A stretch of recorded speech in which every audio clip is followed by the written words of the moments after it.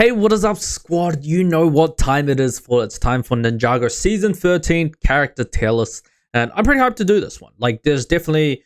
I think it was a smaller... I think there was a lot less characters than last season, right? I think. And there's definitely a lot more better, like, cooler characters that I really enjoyed this season, 100%. Like, the fact that you get introductions to so many new characters, and I really did like them. So, yeah. All right. The plan is after this is I'm going to do the 45-minute... I'm going to do a 45-minute video of all 4 specials. So that's going to be that. And then I think I'm going to get like obviously I'm going to watch the next season.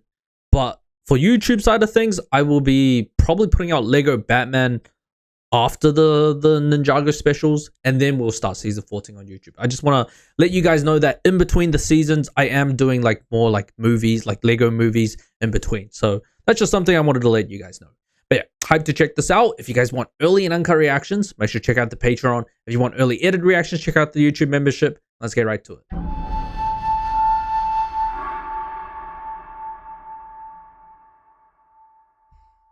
All right, first things first. We got the normal Munce, normal Geckos. Wait, surely I got Gecko, yeah. I kind of just chose these 2 images as like a normal representation of them, right? So Geckos and Munce, I didn't really mind them, but they were definitely a lot less than what I expected. I was hoping to like, I guess, know more about their race and what else they could, you know, do specifically that's tailored to their race, right? And there wasn't that much. I mean, other than being demi-humans, I don't really know what else to say about them. Hey, like to me, I would say they're about like a B character. Definitely some of them had, I know I'm kind of categorizing them together, but I just felt like other than like the Queen and the Chancellor and I guess Merc and yeah, other than those 3, I didn't really see the other ones as, you know, needing to individually rank them. So I'm gonna just put them all at B. There's also the eye patch Munce, I guess Gecko, I mean. So I kind of just stuck him in with this Gecko right here. All right. Got the Chancellor. I mean, bro, who made these rules, man? They're, like, not gonna lie, those rules were kind of crazy though. Like throwing stone to say that you agree, the snail racing thing, the rhino thing, like what the fuck are these rules? Like holy shit. It was actually kind of insane to me. Honestly, he's also a B for me, honestly. I don't feel like he was that much better than the other Munce and Geckos. I mean, other than being like a voice, right? So yeah. All right. King Vangelis. All right, where would I put King Vangelis? Like I know I've kind of separated the 2. Like as a king, he's just a fucking traitorous bastard. Honestly, I shouldn't have separated the 2. I should have just kept them both together. But 100% I did like it when he was the sorcerer, right? I do think it was sick. The king himself, like if he wasn't the sorcerer, I might put him around like A, I think.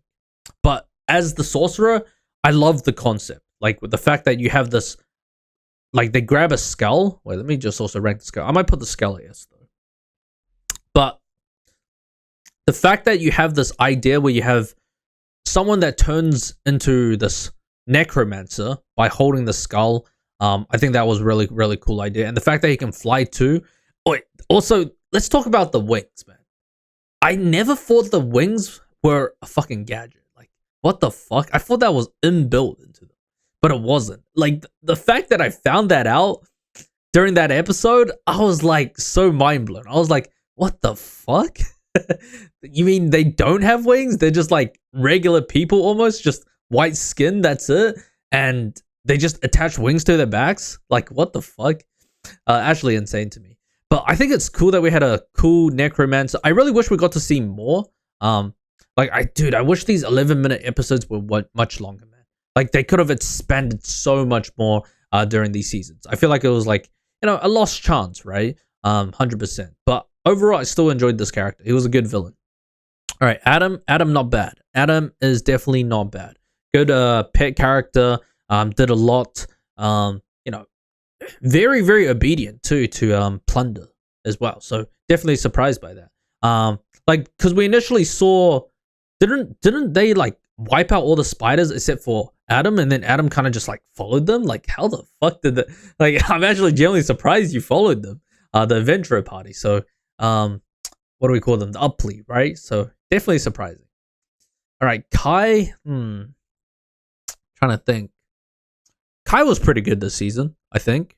Yeah, him being the Chancellor, making out all these plans, getting the squad to. I mean, the thing is, like, the squad wasn't as insane this season. Like, not everyone really got their showing, apart from, I would say, Nia, Lloyd, and Cole. I would say Jay, Kai would have a more of a backstep this season. Like, even though Kai was a Chancellor this season, I felt like the way he became a Chancellor wasn't as cool as the way that Nia became the Chancellor. You know what I mean? That's how I feel. So he's definitely an S for me this season, unfortunately. All right, we do have the Black Skeletons. Dude, the Black Skeletons, design-wise, really, really fucking cool. I think I'm going to put them at B. Like, I generally like the fact that they were black, green glowy eyes. We had Vengestone spears. Unfortunately, I felt like they were so easily taken out, though. I think that was like, dude, definitely a lost case there where they could have made him much better, right? Like, these skeletons, much better. But they were just taken out so easily, and I was just surprised by that. All right, this is the rhinos. Dude, the rhinos are kind of crazy, man. I'm gonna put it at B. I mean, yeah, helped us break out the escape from the jails and stuff like that. Definitely very helpful, I guess, in them fighting against the Black Skeleton army. But yeah, other than that, don't know what else to say about them. All right, Colgram. Dude, Colgram S+ character for me this season. 100% love this character. Just awesome from his very first introduction to, I guess, the very end, right? And I like him because he reminds me of Karloff a lot. Like, talking in third person, you have like an axe wielder. Like, dude, I mean, how can you not like him? So overall S+ for me. You got the Griefbringer. Not gonna lie, Griefbringer was weaker than I expected. I did like it design-wise. The fact that you have a skeleton dragon, right? An undead skeleton dragon, which is fucking sick. I did wish it got to show off a bit more. Obviously, it was the fact that I'm really surprised that Lloyd was the only one using his elemental powers, was the one who actually broke it apart. Remember how when Zane did his ice shield and Lloyd did his, big blast of elemental power? And the fact that he was actually able to take it down definitely surprised me. I think that's why I would put Lloyd at like S+, like 100%. Like, just that one moment definitely made him up there in the books, right? But yeah, the Undead Dragon could have been a lot better. I feel like they, instead of telling us the story between Lily and the Griefbringer, they should have done a flashback, shown the full battle. Like, that would have been so cool. We would have also seen more of Cole's mom. Like, I really wish they did that. Like, the story was sick. Showing us that animation, I guess, of like them in 2D, right? I guess as like a kind of painting, seeing that Spinjitzu and the Blade of Deliverance. But I would have loved like a full backstory, But yeah, overall, pretty cool. Cole, definitely favorite character of the season. Just his growth. I mean, it was a Cole focused season, and also rest in peace, I guess, to their VA. Like, you guys did spam me in the comments, so I do know about that, which it really sucks, man. It's a bit unfortunate. So does that mean starting from next season it's like a different VA? Dude, that's gonna be weird. I do wonder if I'm gonna notice the difference though. Like, if you guys didn't tell me, I haven't really seen the next season, so I actually don't know. But yeah, rest in peace to, I guess, the GOAT. But yeah, definitely Cole, very, very awesome this season. Just from him unlocking the burst Spinjitzu. I definitely do want to know more about burst Spinjitzu. Like, you guys did tell me that it's more related to them being, I guess, the environment, right? Like, if they're close to their elemental power nature, then I guess they can use it. So does that mean we're going to see more of that, where the other ninjas are going to go to places where it's more suited to their attribute, right? And they're going to somehow end up learning burst Spinjitzu, which is going to be fucking sick, man. I think it's cool that we're kind of getting different variations of Spinjitzus and stuff like that. But overall, W2 Cole, 100%. one of my favorite characters this season. Actually, probably my most favorite character this season. Jay was really, really on the back foot this season, unfortunately. I think he's like lower on the S side, 100%. He didn't really, I mean, after last season, I could see why, but this season, it was like he didn't really have any shining moments, right? Other than, I guess, the interactions with the Queen Munce, but like, I don't know, man. He was kind of more of like the side being dominated, you know what I mean? But yeah, I'll put him on the lower side of this, unfortunately. All right, you have the guards. Not gonna lie, I really wish we got more of the guards. Like when they first showed up and they were flying, carrying the boat. That was actually really cool. I think they were a cool introduction. Character design wise too, they're actually sick. I wish we got more though. If we got more of them, then they definitely would have been an S plus. Like how I would have loved to seen this develop for the guards is like maybe one of them was in cahoots with the king too, and then maybe we could, like I was hoping that the head guard was like in cahoots with the king or something like that, or was aware of it at least, and then definitely would have been a very interesting, I guess, story plot, right? But unfortunately, they didn't. It was too short, man. This season, it's kind of sad. All right, the Queen Munce. To me, the Queen, she was funny. Put up a pretty solid battle against Nia too. I might put her around here actually. Maybe I like him more than the King actually. Yeah. The battle was definitely very, very sick between her and Nia. The fact that she was able to like become a ball and just like able to actually contest Nia was kind of fucking crazy. You just spam that rollout move. You know, it's actually pretty Pokemon lore accurate, by the way. Because, you know, in Pokemon games, the moment you use rollout, you can't use any other moves for like 4 or 5 turns. So it was very funny just seeing her doing it over and over again. Like, that's kind of what it reminded me of. But yeah, overall, I did like your character. All right. Mert. Mert was just peak, man. I love Mert. Mert was awesome. I think just the comedy value he provided was top tier. Him describing the story as well, like holy shit, that shit was hilarious. 100% an S for me this season. Okay, let's go Plunder. Plunder, I think to me, Plunder was the weaker of the 3. 100%. I think I would put him probably right next to Adam actually. I would have loved to seen more what he could do. It kind of just felt like a lot of the times he kind of left it to Adam to do the work. So unfortunately, I mean, other than being like a dice or like a D&D user, like rolling the dice constantly, like what the fuck? I mean, there wasn't really too much from Adam, from Plunder. So I would have hoped to see more of him, 100%. I do wonder, are we gonna get them in future seasons? That would be fucking sick, man. Nia top tier for me, 100%. Just her fight with the Queen, very good choreography. Love what she could do. Her taking control of the Munce as well, demonstrating her power, right? Showing what she could do. Unlike, like, obviously it was easier for her because for her she just needed to show strength to, I guess, show her dominance. Obviously on Kai's side, they had all these weird rules, so he couldn't just do it by force, right? But yeah, overall love Nia this season. 100% S plus for me. Wu, Wu had some good moments, but I'm glad he like kind of recovered. Like obviously for I guess the past few seasons, he hasn't really been showing too much, right? Hasn't been showing why he's the master of these ninjas, and he's definitely like took a back step and lost all his confidence. But obviously the season kind of built that all back up.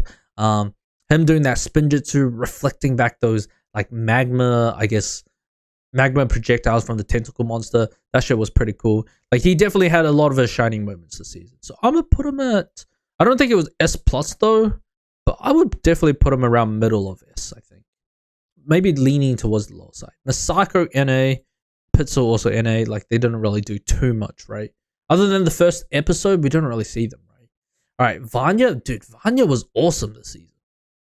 Like, I don't really like her as a character, but for what she did, and like she's an average character for me personally, but I have to respect her when I do, right? Like just the fact that she shows up, saves Cole, you know, saves multiple times, like multiple times saves Cole. Even even when she got casted out by her father, put on a wing, went to go save Cole again. Like, what the fuck? And then first one to tear out of like the webs, grabbed a spear, tried to fight off. Even though her fighting skills, it was kind of weird because like I felt like she was very agile, and it looked like she had talent to do hand-to-hand combat. But then when it came to real hand-to-hand combat, it was like non-existent. So it was like it was a really weird thing with her. But overall, I did like her character, so I'm gonna put her at S+. It's just that character design wise, not really my favorite in terms of character design wise. I just feel like the two cheek things. I think it's like these two cheek lines made her look a little bit weird to me. I don't know. I think that's just it. I mean, that is that being racist? I mean, yeah, okay. All right, Chompy, dude, I would have loved to have seen more Chompy. I wish they kind of gave us more backstory about Chompy. Like, where did this dragon come from? This baby dragon. I do wonder. And why is it the only dragon we've seen that can shapeshift it to be bigger or smaller? And I'm like, what the heck? But overall, W to Chompy, did a lot of work, helped out, even fought the Griefbringer. Unfortunately, wasn't really much of a contest though. But I would have to love to learn more about its origin, its backstory. Did we ever see it do a dragon breath? I'm trying to remember whether Chompy did a dragon breath or not. I feel like maybe once, I think, or maybe not. I don't know. It doesn't come to mind. I definitely would have definitely seen more projectiles from it though. All right, you got the Diabats. I mean, design-wise, they're pretty cool, but I felt like they didn't really provide much value this season, huh? All right, the mum. It's sad because like I feel like it was a lost chance here. They could have shown more of the mum, man. I would say more in action. All they really did was show her more in her sick bed, and then tales of her, right? Her story. I think just because of the tales and the story, I'm gonna put her high A. If they did show more of her though, she definitely would have shot straight up. But I definitely would have loved to have seen more of her, I guess, in action. Other than like the statue, like we got the statue, the mech, and I guess the tales from the Munce and the Geckos. Other than that, it was just like nothing else, right? And just that tiny flashback with her and Cole. All right, we got Fungus, dude. Fungus, dude, this guy's kind of crazy, no? Definitely second favorite, I think, in terms of like the adventurer parties. Like he was actually really cool what he could do with his fungus magic. The ice powers definitely surprised me. I do wonder what else he can do with magic, because I feel like I'm just trying to remember. Have we ever had like a wizard character other than I guess what's his name? Other than dark magic, have we really seen like normal magic, like a normal magic user? I guess you would call Nardacon's wish stuff magic in a way, but I don't mean like that type of magic. I mean like fantasy magic, like him, pretty much like a wizard or a mage or something like that. And I think it's really cool. We kind of get this introduction to about magic, and it makes me wonder: can anyone just use magic, or do you have to have like I guess talent to do it, or magic powers to do it? I definitely would love to dive more into I guess his backstory, and I guess like the hidden mechanism behind magic, or how it works, right? That would be pretty cool. All right, Lava Monster. Lava Monster's not bad. I think design-wise, pretty cool. All right, overall, I mean, there's not much to say about the Lava Monster. Kind of just appeared out of nowhere. All right, overall, I think this would be my tier list. It's not too bad. It's kind of pretty evenly spread this season, 100%. Overall, I don't think there's anything I would change.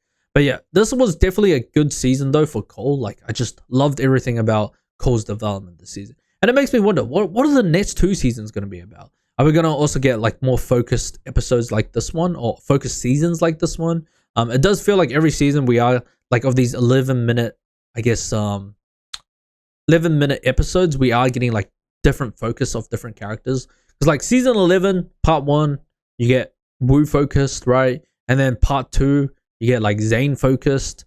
And then season 12, it's like, I guess you would say Jay focused. Jay and Yao focused, I would say, yeah. And then this season, more Cole focused. So we're going to get like a Kai focused one. I mean, who's left? Kai, Lloyd, and I guess Nia kind of had her moment, but I guess more individually. Yeah, I would argue that Nia kind of had her moments in like in season 11 Ice Chapter, right? So yeah. All right, overall good ranking. Let me know down below what you guys think, and what are your top five characters for the season. And yeah, I'm hyped for to check out the next season. So make sure to leave a like, subscribe, comment down below, and I'll catch you guys next time. Laters.